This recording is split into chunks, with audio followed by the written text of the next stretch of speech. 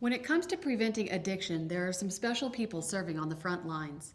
Coleman Cox is one of those people, and as he tells us, community change isn't something that happens overnight.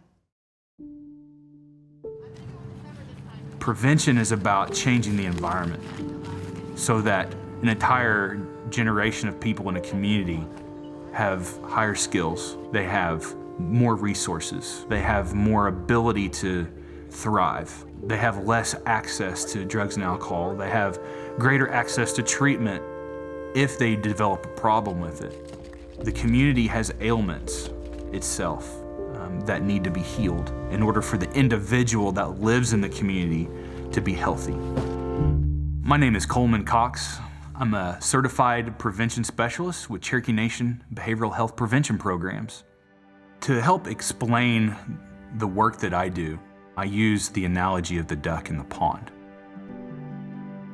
You have this duck and he's in the pond, and the duck is unhealthy. It might have some oil on it or might have a hurt foot, making it turn circles in the pond. You take the duck out of the pond and you clean it up, make sure he's got what it needs, but then you put it back into the pond and then you notice later that the duck is still unhealthy. A prevention specialist works on the pond itself, while somebody in the treatment industry works on the duck. Now, if you do one without the other, you're not going to see a lasting impact. The two must work together so that the environment is healthy and the individual in the environment is healthy. I grew up in a small community. I had a lot of support. I had two working parents who worked very hard to provide me with a great life. I had lots of opportunities to succeed. All the things that you would expect would lead somebody down the straight and narrow path. So I went off to college. One night I was in my dorm room and I overdosed. I can't do this on my own. My life has become unmanageable. I need help. I went to a treatment center, which helped me understand the underlying forces that were driving my need to seek a sensation other than being sober. There was some untreated trauma from childhood that I had never told anybody about.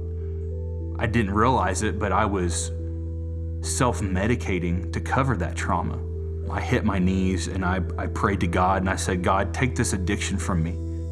If you're there, if you're listening, and you have good plans for me, take this away from me. And I believe He did. I worked my recovery.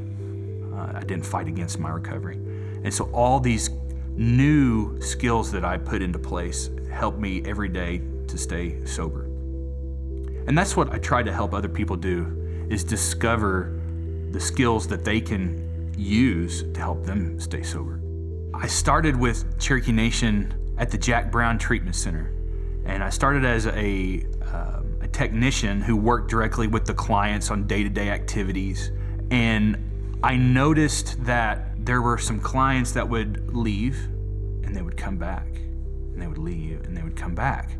What can I do to help them and more people like them so that they're not in this vicious cycle constantly in and out? We do know from science that 1 in 10 individuals will struggle with substance abuse. It's a genetic issue.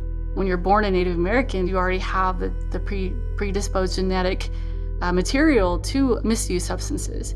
We know through biology and epigenetic research that if you've had a parent or a grandparent, who have been through a significant stress, such as forced removal, such as boarding schools, that can translate in epigenetics and into the DNA of their children and grandchildren. It gets stored in your brain, the trauma. We know a lot more about trauma now. There's so much misunderstanding about what addiction is, and therefore people have a misunderstanding of how to treat addiction. It's your physical self, your emotional self, your spiritual self. It's impacting not only the way you think and feel, but how you act. So whenever you're addicted to a substance, that's really what your world revolves around.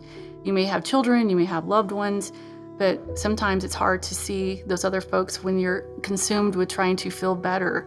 Someone who's never used drugs, it's really hard for them to understand that because their brain's not wired that way. Their chemical makeup of their brain changes. The neural pathways that you have get moved around. It changes literally how you think, how you see your environment, how you interact with your environment, and how you emotionally respond to your environment as well. Those natural sensation seekers, they're going to struggle. And then we're going to look at them and demonize them because they struggled. We created an environment that made it easy for them to fall into substance use. We've got to go the opposite way. We've got to provide protection for our vulnerable populations. Cherokee Nation provides a ton of resources for people who are struggling with substance abuse disorder. We have peer recovery support, we have treatment, we have medication-assisted treatment. The story of the Cherokee people is one of resilience. It is one of facing struggle after struggle and finding a way to continue on. When we're isolated, we are not effective. We must come together as a Cherokee people. We face the Trail of Tears, we face the boarding school era. We can face the opioid epidemic, and we can win.